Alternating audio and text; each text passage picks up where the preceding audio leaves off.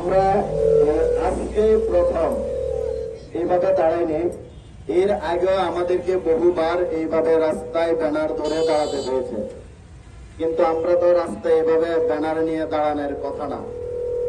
আমরা তো ব্যানারের সামনে থাকার কথা। মানুষ তাদের বিভিন্ন দাবি দাওয়া নিয়ে আন্দোলন করবে, আর সাংবাদিকরা সামনে থেকে সেই সংবাদ কভারেজ দেওয়ার কথা।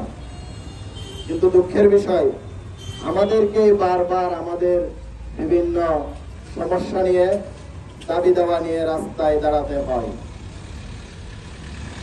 শুধু সাংবাদিক তুহিনেই হত্যা হয়েছে এটাই প্রথম ঘটনা না। এই দেশে বস্তুনিষ্ঠ সাংবাদিকতা করতে গিয়ে যুগে যুগে সাংবাদিক নির্যাতন এবং হত্যা, জেল জুলুমের শিকার হতে হয়েছে। সাংবাদিক তুহিনকে যেভাবে প্রকাশ্যে শত শত মানুষের সামনে দাঁড়ালো অস্ত্র দিয়ে চিহ্নিত সন্ত্রাসীরা কুপিয়ে হত্যা করেছে, এটি আইয়ামে জাহিলিয়াতকেও হার মানিয়েছে। আমরা দেখেছি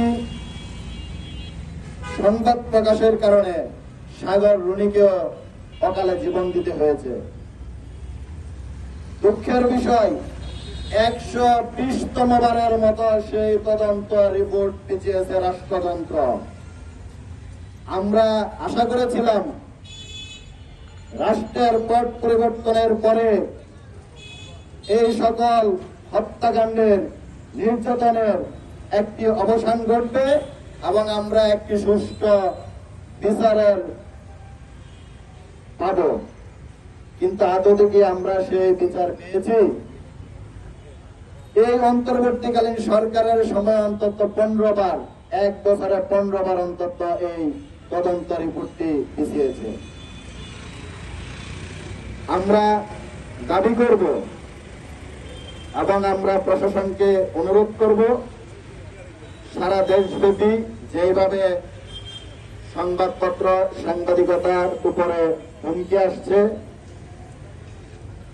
এটি যদি বন্ধ না করা হয় এই রাষ্ট্রের আইন শৃঙ্খলা স্বাভাবিক থাকবে না।